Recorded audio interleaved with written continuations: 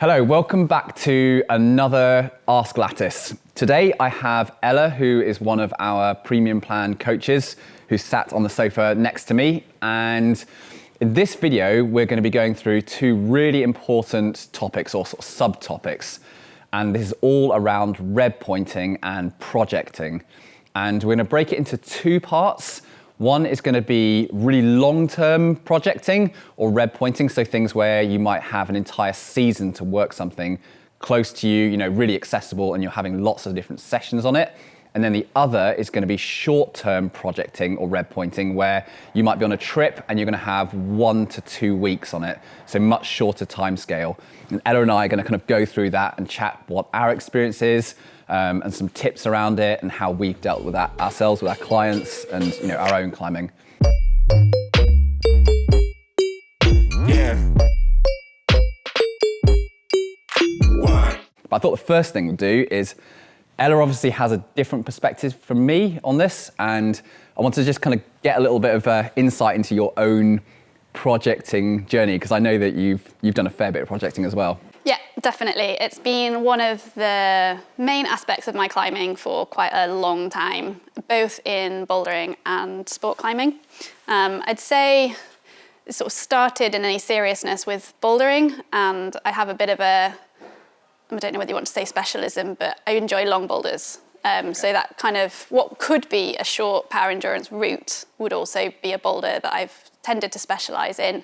So I kind of pushed that to what I would consider to be my personal limit, and then started to migrate more towards applying that to being on the rope as well. And is that boulders that are like 16 moves, 20 moves, that kind of length? 16 to 24 moves, so okay, yeah, pretty long.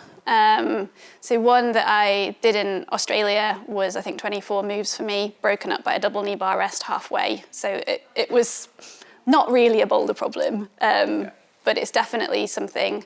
I don't know how much it definitely suits my skill set, but it's something that I've ended up finding myself on when I've been projecting boulders. That's not to say I haven't done shorter boulders, but I do quite like a bit of a long boulder and breaking it down and refining the beater and really getting to know the problem and working at it. I really enjoy that process. And then similarly, I've started doing that on routes in the last few years. So again, short power endurance style routes has been my sort of mainstay. Again, I think it's because it's where my strong suits are. Frankenjura is a classic place I've been to a few times, and I had a Redpoint project that I sort of got on to scope out last year. Then I came back to it this year and did a lot of training for it, and it went second session on my return trip. So that was a really fun experience to go through. And then I'm really keen to push the length of the routes at the moment. So I've got a new project at the moment in the Frankenjura that's considerably longer than what I'm used to. And I'm really enjoying the process of breaking that down and trying to get fitter for that. Is that like 40 moves, 60 moves? How much of a beast is this thing? That's a really good question. I did It's count 8C, the right? moves. AB plus. AB plus, yeah. Yeah.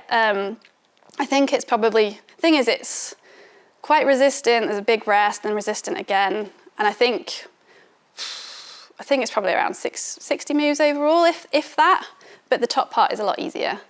But for me, it's considerably longer than what I have been doing. And then I'd also like to do more in Spain and get on some longer projects around there. But yeah, it's exciting. I love redpointing. Cool. And so for context also for everyone here listening is, on your longest redpoints, how many kind of sessions are we talking about here? Because I know, I definitely class myself as someone who will really siege something. Have you done stuff that's 40 sessions, 60 sessions? Have you gone really deep on stuff? Not yet. I think the longest, so I had a project in the Frankenjura, I was there, and I had about 4 or 5 weeks on it after I did the sort of earlier projects that I wanted to do in the trip, and really, fortunately, they went quite quickly. This one, I haven't counted the number of sessions I've had on it, but I'd guess it's been at least 12 sessions, if not slightly more. And I'm going to go back to it next year. I don't know how many more sessions it will take, but I got really close. So I've got a feeling it's not going to be a 40 session type project, but I've got things in the back of my mind that may well take that long. I haven't really. I've obviously worked with people who've delved into sort of working things for a long time, but I haven't quite hit that yet. How about you? I'm definitely. I've gone down the whole siege process, and I think all the way back from maybe even 10 years ago or so, my first ever Fontaine was probably a 60 session siege. And this was a roof crack that I did down in my kind of local area. And I probably had 3 years or something like that working on that particular project. And since then, I think I've had maybe 3 or 4 other things which may have gone into that 40, 50, 60 session siege. Although I think what this will come out when we kind of discuss this is that not every session is necessarily a 6-hour session at the crag. Sometimes part of my siege is to go for half an hour, and then I go and do something else. And then I've also done, really short Redpoint things where I've just tried to tick something quickly on holiday, and I had 5 sessions on it, and I really wanted to do that within, 2 weeks or so. Yeah, absolutely. I think I've done quite a lot of that sort of 1 to 3 session level Redpointing, particularly when it's not playing to my current strengths as well. So you sort of more fitnessy routes, I've quite enjoyed just getting a load of mileage in, because that's what I've very much needed, and I've needed to build a base for me of familiarity on that style. And so that kind of aiming for that 1 to 3 session level, irrespective of grade, because it will differ massively depending on the style of the route and how long it is for me, I think's probably a bit of a sweet spot for me in developing my climbing in that kind of zone for me, if that makes any sense. I learn a lot from those kind of trips. And what do you think to everyone who's listening is that, do you think that there's more value for climbers in general to be doing short Redpointing or long-term projecting, or is there value in both? Like what do we generally say to our clients that we're working with? Yeah, I very much think, generally speaking, a bit of both is ideal. I think there are some exceptions to that. Perhaps if you're fairly new to climbing on rock and you just haven't got a depth of experience, it might be worth taking a bit of time to rack up some mileage and some experience so that you're moving well on the terrain and you're getting familiar with the style and you're getting your head into the mode of Redpointing outside as well. There's nothing wrong, though, in my opinion, with having a bit of a stretch goal. Something that you just have a scoping go on one season with absolutely no design on trying to link it or Redpoint it. You're just trying to work out the moves, see how far off you are. Are there any particular crux bits that are difficult, or is it just resistance all the way? And then that gives you a bit of a flavour of what you're facing when you do actually want to start having serious goes at it and preparing your training for that route as well. So I think it's good for motivation, isn't it? To have a bit of a, what would you call it, big, hairy, audacious goal, I think that used to be called. And I think it's great to have that in the back of your mind. But I also think it's really important not to just focus and zone in on that, particularly if it's right at your limit. But we can go on to talk about that in a bit more if we want. Yeah, okay. Well, do you agree with me? No, I agree with you. And I've said this lots in, webinars and training groups that we've done with people, is that I think it comes down to a balance. But you do make an important point around the early career of any climber, that getting stuck into big, long sieges, I don't think is the right way forward. In terms of, if it suits you and that's really what you're into, then yeah, fine, maybe go down that route. But I think in terms of long-term progression, I don't know about you, when I've worked on real limit projects, I might get really good at that project, to the exclusion of all else. And you'll come away and you might go to your local bouldering wall, or you get on something quite different and you suck. Yeah. I've definitely, came back from my trip in early November, and my first session back at the schoolroom, I was atrocious and I just had no pull. And I think that's what you get from climbing sort of slightly longer endurance routes. And so that's the real risk, is if you haven't got a good base and breadth of experience, you're learning how to climb one particular route and one style really well. But you're compromising your longer term development. And I don't know whether you still get this now. I still get this in the sense that I don't want all of my year to be taken up by one thing or one style of climbing. So I try very hard to make sure I do periodize when I'm going to be on my limit. sort of proj, and when I want to be working more bass and more volume. Yeah, no, definitely. Can't do one thing all year long. Well, as tempting as it yeah. It's really easy to get sucked in though. So I totally, and I have clients like this as well, who just sort of, you get a bit sort of focused on the goal because you get close and you make good progress. But I think it is worth taking that step back and thinking actually, what is better for my climbing overall, and planning that with your coach, or if you do your own training, just really sitting down at the beginning of a year and working out, right, this is a period of the year when I'm training. I might be getting on the big proj once a week, but that's just for learning, scoping, refining beta, and not for actually trying to make particular progress on. And then have other periods where you really sort of hone in on it. Yeah. So I feel like we're kind of we're naturally moving into the longer term project stuff, which is cool because we've both done a fair bit of that. So for everyone watching and listening, I think the place that I would probably start with this, and I think it's a question that lots of you who are watching will have, is how big do you go when you choose these longer term projects? I mean, what grade do you think it's good to pitch towards, or how many grades above where you are now? That's a really good question, and my instinctive answer to that is always maybe not so much about the grade and more about the line and the route and what you're most motivated by. So I think for some climbers, it might actually be the grade, to be fair. It might be, I want to climb my first 8A or 8C or whatever it needs to be to motivate you. But then I think it's also, just for that inspiration and motivation is having an idea of exactly what that route is as well and making sure it means something to you. I think you gave me some advice once about, getting some ideas and then, I don't know what you said, was it stewing on it or something? Or oh, yeah, let it brew. Yeah, let it brew. Yeah. And that resonated with me in terms of choosing potential things that you're psyched for as a goal is have some ideas in your mind, really think on them and mull them over and think about all the things like logistics and realistically how local is it to you? Are you going to be able to get on it enough, given that if it's really at your limit, you're going to want to spend potentially multi-seasons on it. I don't have a hard and fast rule as to how high to go in terms of difficulty when it's that real limit / stretch goal, multi-season. I tend to think it's pretty cool and badass to set some things way above your current level, but just with a dose of realism that you need to create a plan along the way and have your sort of tier 2 goals to help you get there. Yeah. I mean, I think what do you think? Reality is definitely important.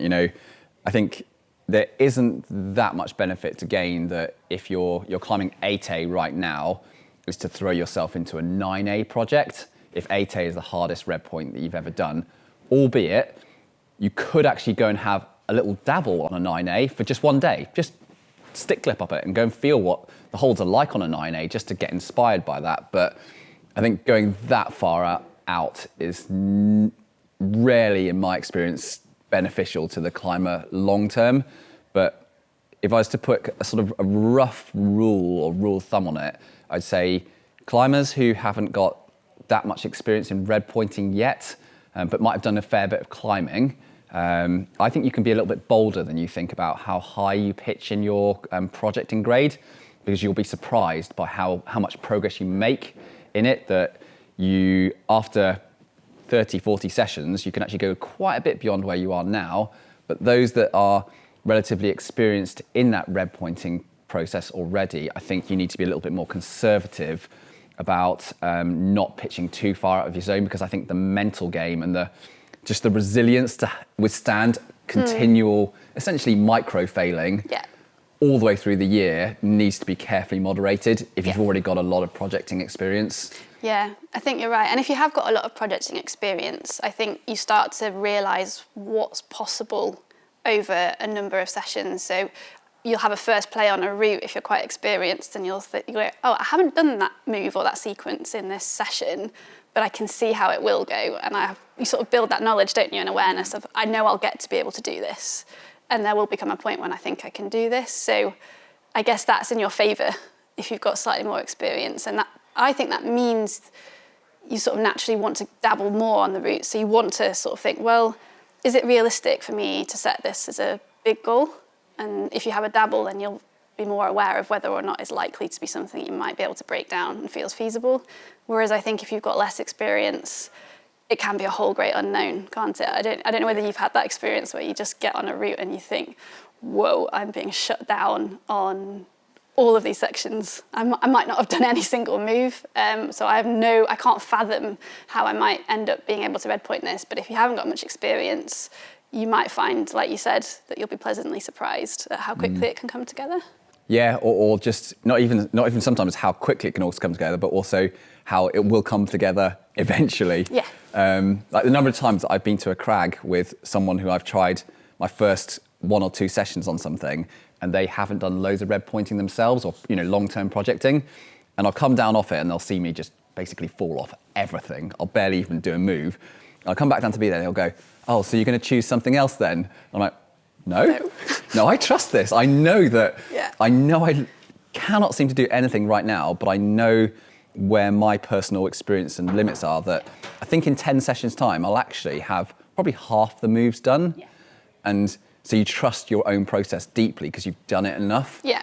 Whereas the other way round, where you just have no confidence in what you can do and how far you can go in 10 sessions, is really, you just have to gain it through experience. Yeah. And you can really get it wrong in terms of where you're pitching yourself for projecting because you just don't know that yet. And I think it helps in that I've climbed with quite a few elite level climbers who are a notch better than me, and watching them go through that process of belayed someone over multiple sessions on 9A type level routes, and you just watch them, and their main goal for each session will be to work a small 10 move section of a really long route.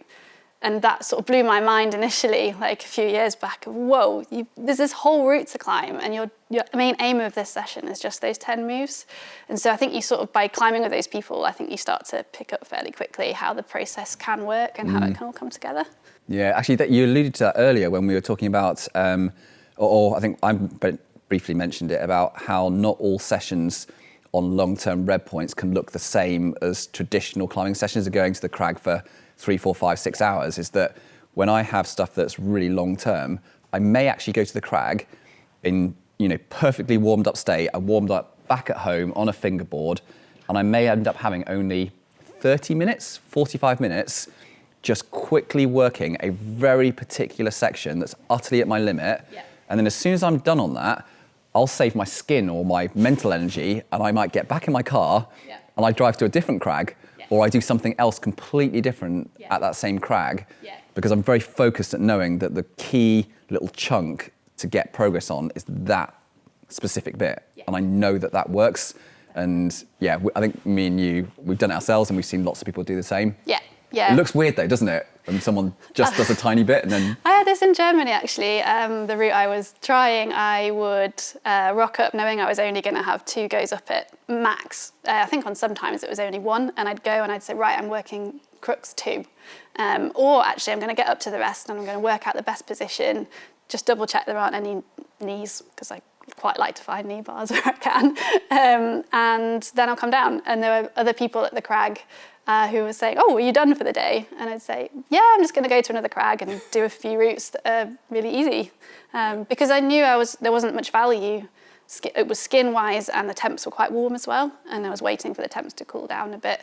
But it was good for motivation. I don't know whether you find that, because you end up just, you go with a specific little micro goal, you achieve it, you feel good about it, and then you prepare for the next day, and all the pieces of the puzzle just slowly come together, rather than taking an approach on a quicker type red point where you might be, which we'll talk about shortly, where you might just be having a go within the same session. Quite different approach. Yeah, very different. What do you think to, and again, I think this is something that a lot of our clients or people listening will be thinking about, is how they factor in long-term red points with peak and base periods of performance or training. So if I want to, I want to climb this 8A at the crag in my local area, but I know that I can only be in peak shape for 3 months of the year, but actually the season's probably quite good for 6 months. how do we treat that? Yeah, that is tricky. I think some of our American friends are really lucky or Yeah. unlucky, depending on how you want to look at it, in the sense that they've got enormous seasons where they could put months and months in a row into their project. And I think for me and those clients that I work with, it's about really trying to take that step back at the beginning of the training year and think, when am I going to dedicate myself to base type training, so I can build all the foundations of sort of my fitness and my strength and what I need to be able to do the route, but not focused at all on performance on the route. And then saying, right, at this point, the conditions get really optimal, and this is when I'm going to have a specific phase when I'm focused on trying to peak and trying to, for a long-term project, might be I'm going to try and do some actual links, and before then going on to actual full-on Redpoint attempts. Because I always find that it depends on the style of the route and the length of the route, but working a route can get you really beaten up as well. Yeah. Like particularly those longer routes, and that's not to be underestimated. So even though you might have decided, right, in these months of the year, I'm just base training, but I'm going to get on the proj once a week just to build up familiarity with the moves. I still think you have to be quite careful with those kind of longer routes that do beat you up. And that's why, as we were talking about, having those little micro goals rather than just trying to work the whole route in your session every time are really important. But yeah, I definitely, for me, and I need to do it for myself as well, so that I'm not spreading myself too thinly, because in the UK we don't really have the luxury of huge home seasons, but we have quite a variety of climbing available to us. So it can be very easy to get a bit distracted and ending up trying to be good at everything, which can be a bit of a problem as well sometimes. So yeah, making that decision upfront and consciously. And then I think probably working out within each of those phases what you're going to do. So in your base phase, for example, you're going to have to get out of your mind any expectations of starting to do major links on the proj or trying to perform on it. But then equally, when you're in peak phase, it's making sure that your training isn't taking up too much of your energy and time and doing enough to maintain. And again, what you do and what's enough will depend on the style and the length of the route. Yeah, it's a very tricky balance. And I feel like I've got it wrong lots of years and not quite got it right. And then likewise, we see the same things with our clients. We're struggling with this, and I always try and kind of get my head into this mindset that if it's base phase and I'm preparing for a route, I'm focused on my base and making significant improvements on the things that I need for my project. And I put all my sort of mental energy into focusing and thinking about that, so that even if I am going to the crag and trying little sections or trying a particular move and saying whether my shoulders are stronger in that particular crux that I've struggled with previously, or I'm more flexible or whatever it is, I don't focus a lot of my kind of brain space and energy on that, even though I might be going to the crag. I put that all into the training part. But then when I move into peak season and I'm really working on the project, to put all that, the brain energy into the project, and any training that I'm doing on top of it, I just do that as almost like I'm just turning up. I'm just doing it. I'm getting it done, and it's complementary. And as long as it is complementary, but it's like, just turn the switch, just do it. Yeah. But really good high energy and focus when you're at the crag, because you just can't, or me personally, and I think a lot of people can't pull out 4 to 5 sessions a week of very good high energy, high focus, indoors and outside, project and training. You're just exhausted. Yeah, you just spread yourself too thin, and then you just lose sight, I think, more quickly as well, and you get a bit lost. And I think that can happen when you're totally focused and zoned in on the project as well, which again is why I think you need to be quite alive to that. You might say, I'm going to have a 6-week period of peak, but if you get 4 weeks in and your brain's feeling really razzed out, and you're finding it hard to focus when you're at the crag, then that's also maybe a time to organically just switch things up a bit and maybe do something slightly different for a bit of a break. I've seen a lot of people sort of feel the toll of Redpoint stress descending upon them, and I think sometimes just taking that break for a few days, doing something completely different, there's no pressure, I think has helped a lot of climbers that I know and a lot of clients we work with. Yeah. So that's just another tactic I think that you can use when you are in that peak phase as well.